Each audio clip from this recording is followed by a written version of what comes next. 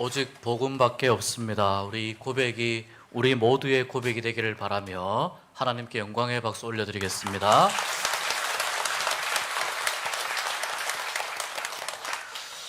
오늘 우리가 읽은 누가복음 5장 말씀은 예수님이 제자들을 부르시는 아주 극적인 장면 중에 하나입니다. 이 장면은, 이 사건은 아침에 예수님을 만나러 온 많은 사람들 때문에 일어났습니다. 누가복음은 1장부터 4장까지 내용을 살펴보면 예수님의 사역이 굉장히 빠르게 왕성하게 전개되는 것을 알 수 있습니다. 많은 사람들에게 그 사역이 인정을 받고 있었고, 또 사역 초기부터 예수님의 가르침은 매우 큰 권위와 용기가 있습니다. 사람들의 양심을 뒤흔들었습니다. 많은 병자들과 귀신 들린 자를 치료하여 주셨습니다. 그래서 사람들이 예수님을 기대하게 되고 밤낮으로 예수님을 찾아오게 됩니다. 특별히 이 4장에 보면 오늘 베드로를 예수님이 부르시는데, 이미 4장에 보면 이 시몬의 장모, 베드로의 장모의 열병을 치유하는 기록이 그 이전에 나와 있습니다. 그러니까 적어도 베드로와 예수님은 한 번 이상 만난 사이입니다. 구면입니다. 이런 상황 속에서 오늘 말씀해 보니까 예수님이 이 게네사렛 호수, 갈릴리 호수이죠. 갈릴리 바다를 게네사렛 또는 긴네렛이라고 부르기도 합니다. 디베랴 바다라고 부르기도 하는데요. 이 게네사렛 호숫가에 서 계시고 많은 사람들이 예수님을 찾아서 옵니다. 예수님께서 말씀을 가르치시다가 물가에 정박되어 있는 한 배에 오릅니다. 그 배가 바로 이 시몬의 배였습니다. 베드로의 배였습니다. 그런데 이제 아침이니까 시몬과 동료들은 밤에 계속해서 물고기 잡는 일을 하다가 이제 마무리 짓기 위해서 그물을 씻고 있었습니다. 고기잡이 나갔다가 금방 돌아온 배인데다가 예수님이 그 배에 탔기 때문에 이 배는 빈 배가 틀림없습니다. 일을 정리하는 중이었습니다. 예수님은 그것을 아실 텐데도 그냥 모른 척 하시고, 짐짓 모른 척 하시고 시몬의 배에 오르십니다. 예수님의 부탁으로 배를 물가에서 조금 떨어지게 해서 배에 앉아 예수님께 기대를 가지고 있는 사람들에게 이런저런 하나님의 말씀을 가르쳤습니다. 그리고 이 말씀이 끝나고 나서 하시는 예수님의 행동이 특이합니다. 시몬에게 말씀합니다. 깊은 데로 가서 그물을 내려라. 베드로는 이 말에 순종합니다. 베드로와 예수님이 처음 만난 사이도 아니고, 또 베드로는 예수님의 사역에 대해서 어느 정도 알고 있으며, 이 베드로의 장모의 열병도 예수님이 고쳐주셨기 때문에 베드로의 마음속에는 예수님에 대한 아주 특별한 신뢰가 있었을 것입니다. 그렇게 말씀하시면 이유가 있겠지라고 생각할 정도의 신뢰가 있었을 것입니다. 그래서 밤새 일을 마치고 피곤한 중에 그물을 씻는데도 무리를 가르치는 예수님에게 배를 빌려 주었을 겁니다. 그런데 우리가 이 베드로의 순종이 지극히 당연한 것이다, 너무 당연한 것이다 라고 생각하기에는 조금 좀 어려운, 좀 다른 측면이 있습니다. 잘 생각해 보면 예수님께서 가르침을 베푸시고 병을 고치시고 특별한 권능을 가지고 계신 것은 인정할 수 있지만요, 고기를 잡는 분야에 있어서만큼은 베드로가 할 말이 참 많은 사람입니다. 그는 어려서부터 물고기를 잡는 어부였습니다. 베드로가 이 고기를 잡는 부분에 있어서는 전문가라는 뜻입니다. 예수님의 말씀에, 그렇기 때문에 순종하지 않아도 될 참 많은 이유를 예수님에게 이야기할 수 있었습니다. 제가 상상의 나래를 펴서 베드로가 순종하지 않아도 될 10가지 이유를 한번 정리를 해봤습니다. 첫 번째, 매우 피곤하고 지쳐 있었습니다. 이건 상상하지 않아도 우리가 짐작할 수 있는 부분입니다. 밤을 새워서 그물을 던졌기 때문에 베드로와 동료들은 매우 지쳐 있는 상태입니다. 지친 사람에게 다시 그물을 내리라니요, 참 힘든 일입니다. 두 번째는 지금 이제 베드로에게는 물고기를 잡고자 하는 그런 계획이 지금은 없습니다. 이미 배를 정박한 상태입니다. 그래서 이들은 오늘의 일과는 여기에서 마무리하자, 정리하자라고 생각한 상황입니다. 다시 배를 몰아서 바닷가로, 바다 안쪽으로 갈 이유가 없습니다. 세 번째는 고기 잡는 시간이 아닙니다. 고기가 잘 잡히는 시간이 이미 지났기 때문에 굳이 그물을 던져도 물고기가 안 잡힌다는 건 베드로에게 있어서 충분히 상식적인 이야기입니다. 네 번째, 그들은 이러한 의미에서 그물을 씻고 있었습니다. 사용했던 그물을 씻고 정리하는데 참 많은 힘이 들어갑니다. 그날 사용했던 그물을 깨끗하게 씻어야만 또 내일의 작업을 준비할 수 있기 때문에 이 그물을 씻고 있는 어부에게 모든 일을 정리하고 있는 상황에서 다시 그물을 던지라고 하는 것은 매우 큰 실수를 하는 것입니다. 또는 그 사람을 무시하는 것밖에 되지 않습니다. 다섯 번째, 예수님은 심지어 그물을 던지는 지점도 정해서 이야기해 주십니다.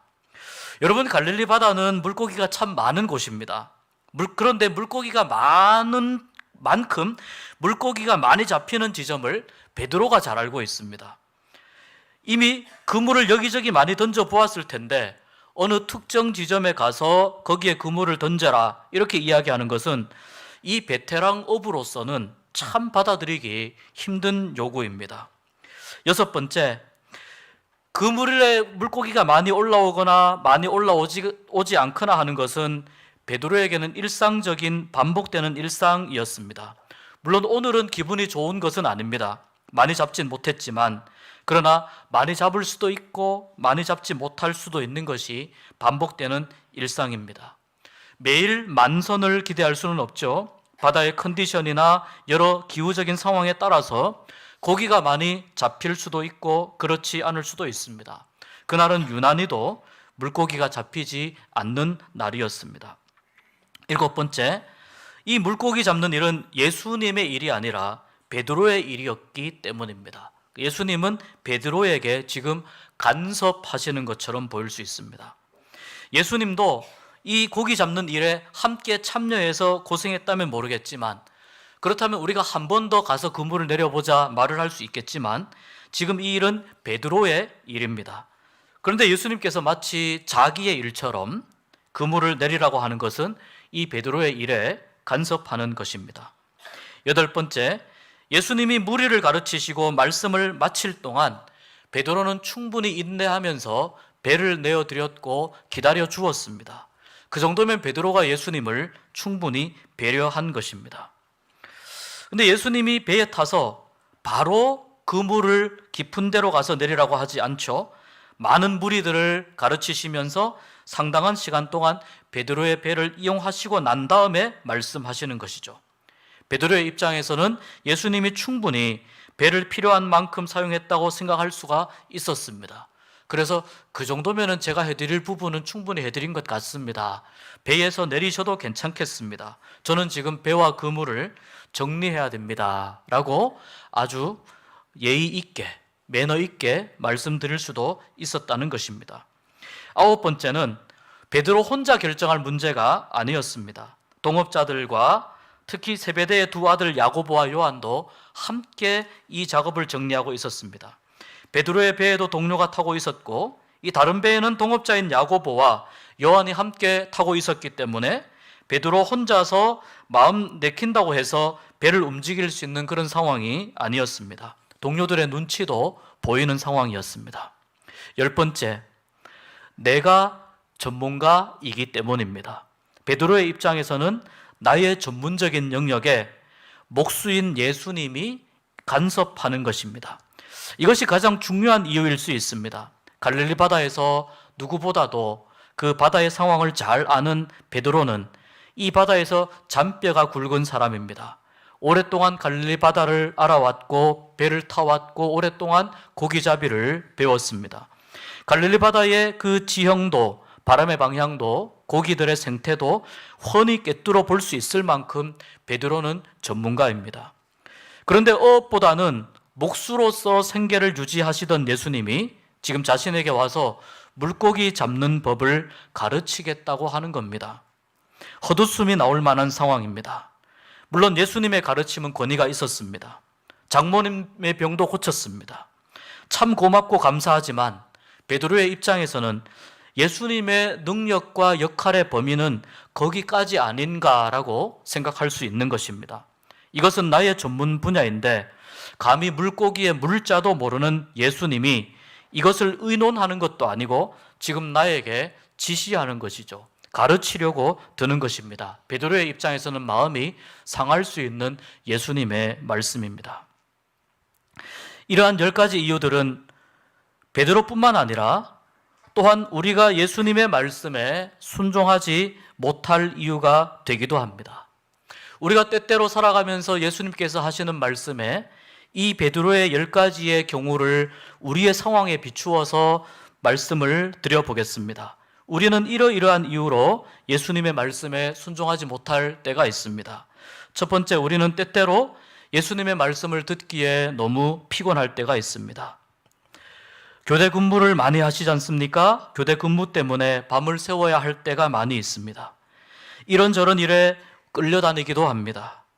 우리의 에너지를 소비하고 낭비해야 되는 일들이 있습니다. 그럴 때 예수님이 부르신다면 우리는 이렇게 말할 수 있습니다. 주님, 저는 지금 충분히 피곤합니다. 충분히 피곤하고 지쳐 있습니다. 라고 말씀드릴 수가 있습니다. 또 두 번째, 우리는 이미 마음의 모든 것을 정리한 후에 이렇게 하기로 정리하였는데 더 이상 예수님의 말씀에 순종할 의욕이 없을 때가 있습니다. 마음속에 깔끔하게 정리했습니다. 오늘은 여기까지.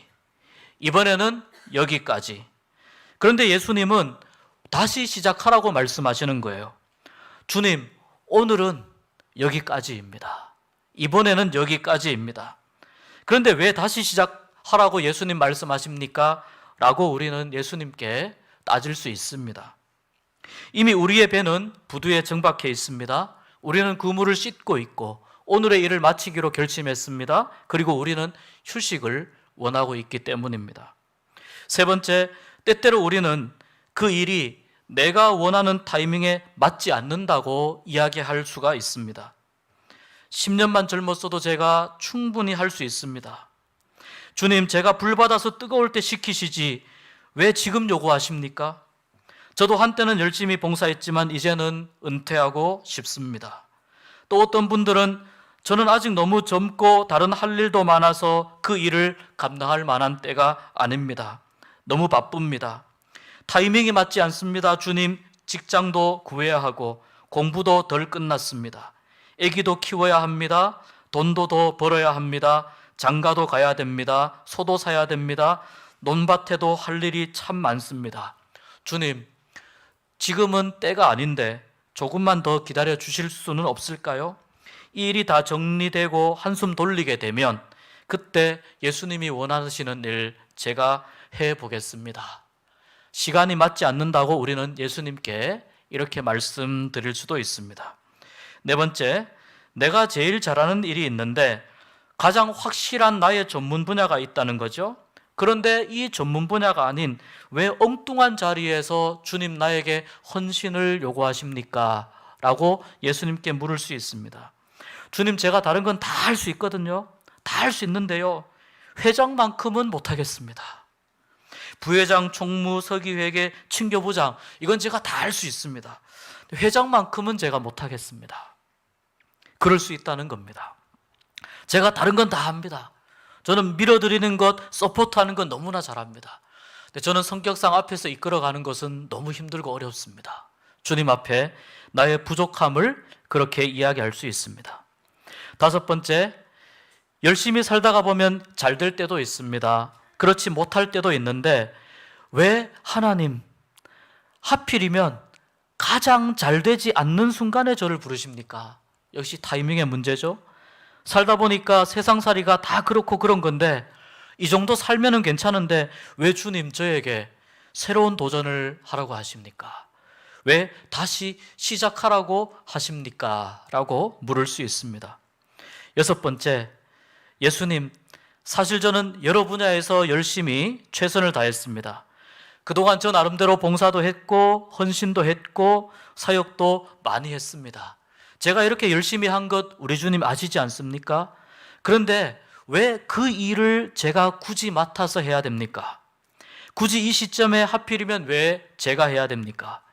그리고 이것은 예수님의 분야이고 또 다른 사람이 해야 될 몫인데 제가 할 일은 아닌 것 같습니다. 주님께 이렇게 화소연할 수도 있습니다.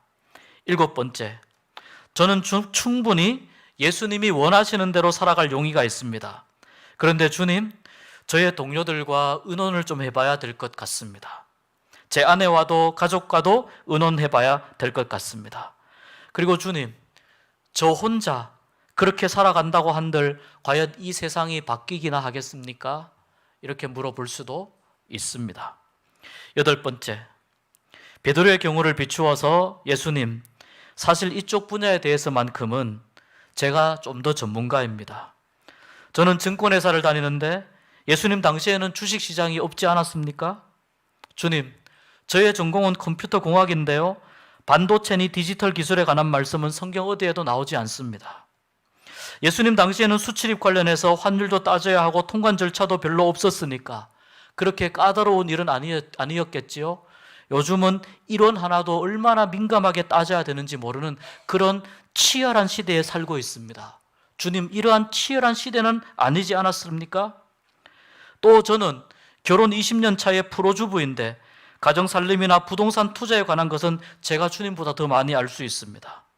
어느 마트가 언제 세일을 하며 어떤 물건이 어느 할인점에서 싸게 팔고 인터넷 쇼핑을 언제 몇 시에 하면은 훨씬 더 할인된 가격에 살 수 있는지 이것은 제가 전문가입니다. 굳이 예수님께서 몰라도 되는 일 아닙니까? 제가 어떤 특정 분야에서만큼은 제가 훨씬 더 전문가입니다.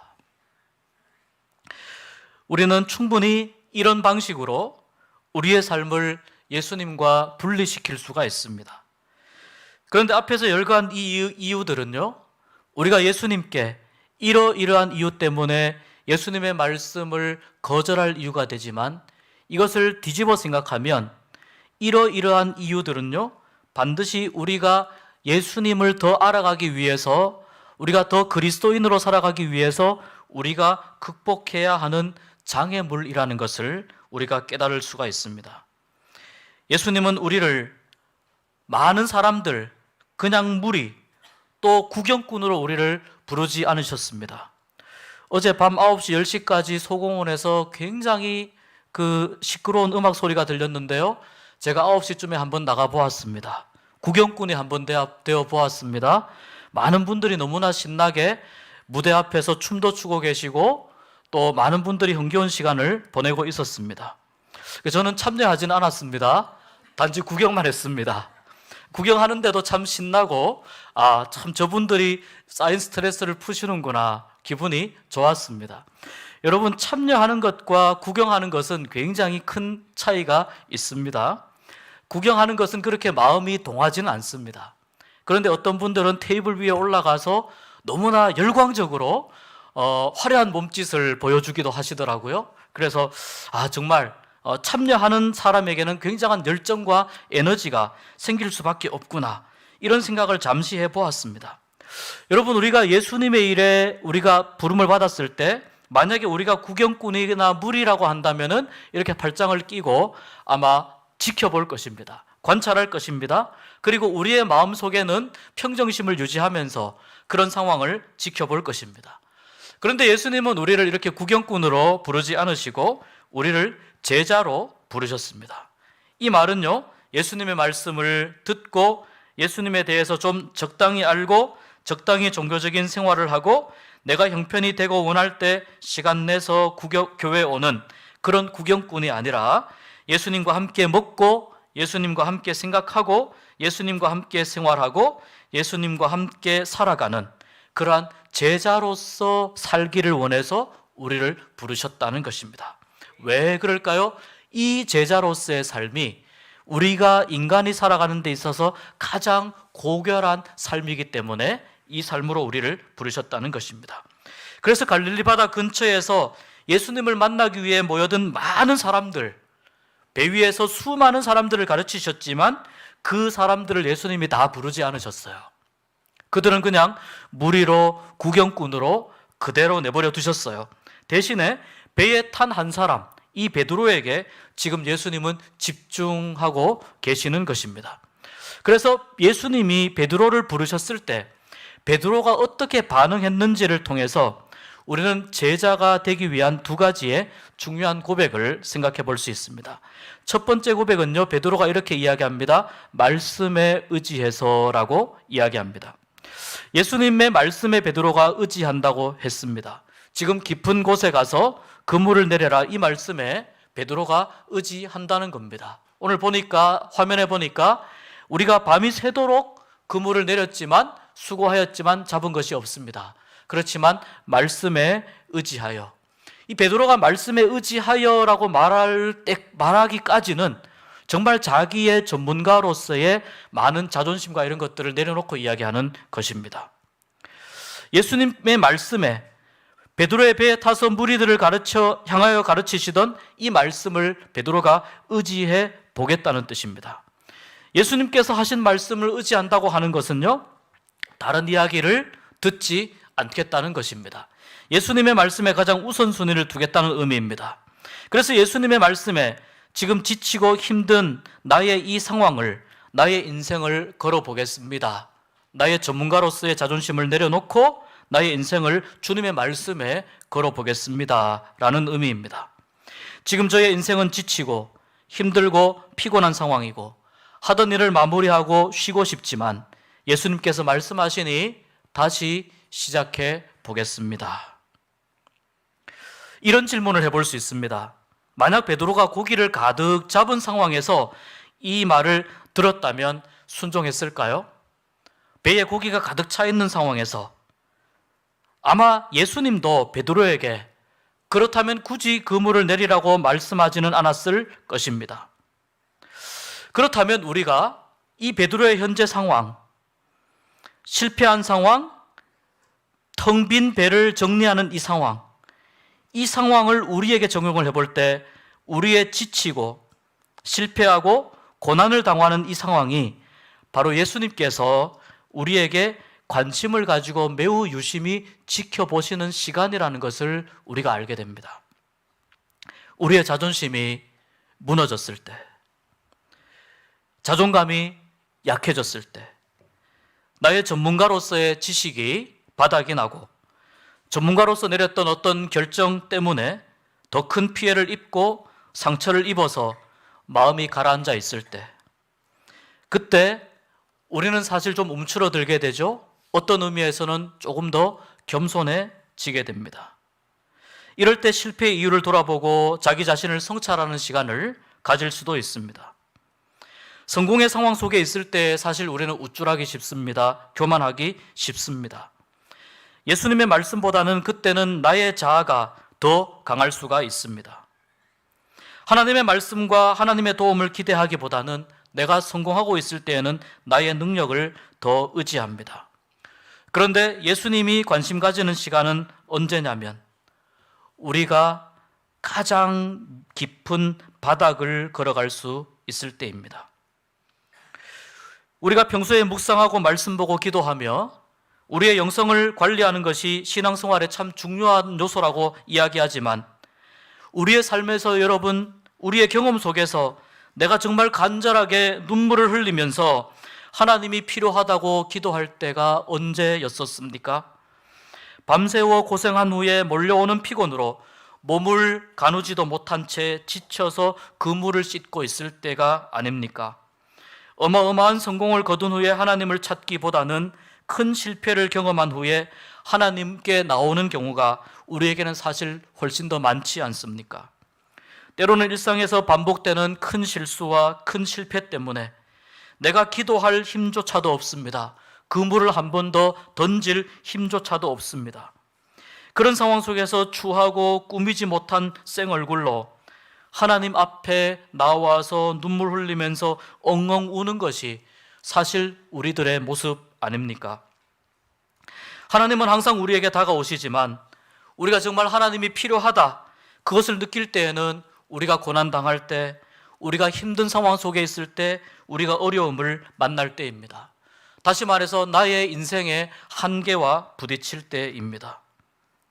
그래서 실패와 고난 속에서 우리는 비로소 우리 자신에 대해서 조금 더 솔직해지게 되고 하나님의 음성에 귀 기울이고 노력하고 민감하게 반응할 수 있게 됩니다. 그래서 고난 중에 다가오시는 하나님이 우리에게 더 크게 느껴집니다. 그런 상황 속에서 우리는 베드로처럼 이렇게 고백하는 사람이 되기를 소망합니다. 말씀에 의지해서 그물을 내리겠습니다. 이렇게 고백하는 우리가 될 수 있기를 소망합니다. 두 번째, 베드로는 이렇게 고백합니다. 주님이 부르셨습니다. 그때 베드로가 고백합니다. 주님, 저는 죄인입니다. 주님, 나는 살리는 능력이 없습니다. 나는 하나님이 주신 모든 것들을 소비하고 소모하면서 살아가는 존재입니다. 물고기를 잡아 죽여서 그 고기를 먹고 야채를 말리고 끓여서 반찬을 만들고 소나 양을 잡아서 그 생명을 취해야만 살아가는 나는 소모적인 존재입니다. 나는 스스로 나를 살리지도 못하고 나는 스스로 다른 사람을 살리지도 못합니다. 나는 본능에 따라서 살아갈 뿐 다른 사람들에게 유익을 끼치는 그런 존재가 되지 못합니다. 실패하면 실망하고 낙담하고 좌절합니다. 상처 준 사람을 미워하고 나와 상관없는 사람들의 아픔이나 고통 따위에 관심이 없습니다. 주님, 나에게는 살리는 재주가 없고 소모하고 죽이는 재주만 있습니다. 그렇기 때문에 나는 죄인입니다. 그런데 주님을 보니 살아있는 모든 것을 당신의 뜻대로 할 수 있는 능력이 있습니다. 당신의 뜻대로 살리기도 하고 죽이기도 하며 모으기도 하고 흩어버리기도 합니다. 살아있는 것을 취하며 살아가던 나의 모습을 당신께 비추어 보니, 죽은 것마저도 살리시는 주님께 비추어 보니 나는 죄인입니다. 내 힘으로 취한다고 생각하였지만 그 모든 것의 뿌리가, 그 모든 것의 능력이 주님께 있다는 것을 깨닫고 보니 나는 죄인입니다. 나를 떠나소서. 나는 당신을 대할 자신이 없습니다. 만물을 소성케 하시고 잃어버린 영혼을 회복하시고 귀신들을 다스리시고 병든 자를 치유하고 한 사람 한 사람에게 생명의 말씀을 불어넣으시는 능력을 가진 당신께 나는 감히 나아갈 수 없는 죄인입니다. 이것이 베드로의 나는 죄인입니다 라는 고백입니다. 우리는 하나님이 만드신 귀하고 귀한 작품이지만 인생이라고 하는 이 길을, 우리는 고단한 길을 운전해서 갈 때 언제든지 우리의 삶이 고장날 수 있습니다. 뜻하지 않은 병으로 고장날 수 있고 사람들과의 관계 속에서 상처받아 마음이 고장날 수 있습니다. 우리의 가정이 때로는 고장날 수 있고 나에게 소중한 사람이 고장날 수 있습니다. 그리고 내가 고쳐보겠다고 아둥바둥 땀을 흘리며 애를 씁니다. 그러나 여러분, 우리가 더 이상 앞으로 나갈 수 없을 때에 우리는 길 옆에 우리의 인생을 세우고 우리를 고치러 우리를 향해서 다가오시는 주님께 손을 내밀어야 될 줄 믿습니다. 그리고 나는 죄인입니다. 나를 지으신 주님, 나를 고쳐주십시오 하고 하나님의 도움을 요청해야 됩니다. 우리가 병원을 많이 갑니다. 병원에 간 환자들은 자신을 대하는 흰색 가운을 입고 지적인 안경을 쓰고 청진기를 목에 걸고 있는 그 사람이 의사라는 이유만으로 그를 신뢰하고 의지합니다. 수술해야겠는데요. 이 말을 들어도 그 말에 순종합니다. 나의 생사를 찢는다는데 그 말에 순종합니다. 어떤 약을 처방을 해주는데 그 약을 처방받아서 그 시간 맞추어서 먹습니다. 왜 그럴까요? 의사이기 때문에 그의 말을 신뢰하고 순종하는 거죠. 하물며 전문적인 훈련과 교육을 받은 의사마저도 우리가 그렇게 신뢰하는데 과연 우리가 신뢰하는 하나님에 대한 우리의 신뢰도는 어느 정도일까요? 그 의사에게 지혜를 주셔서 그 의사에게 지성을 주시고 그 의사가 나의 병을 관리하도록, 나의 병을 고치고 치료하는 과정 속에 참여하도록 하나님이 허락하셨음을 우리가 믿고 기억한다면 그 의사의 배경에서, 그 뒤에서 병을 궁극적으로 고쳐주시는 치료자이신 하나님을 우리가 신뢰할 수 없다는 이유입니다. 하나님이 손 쓰시면 너무나도 쉽게 해결됩니다.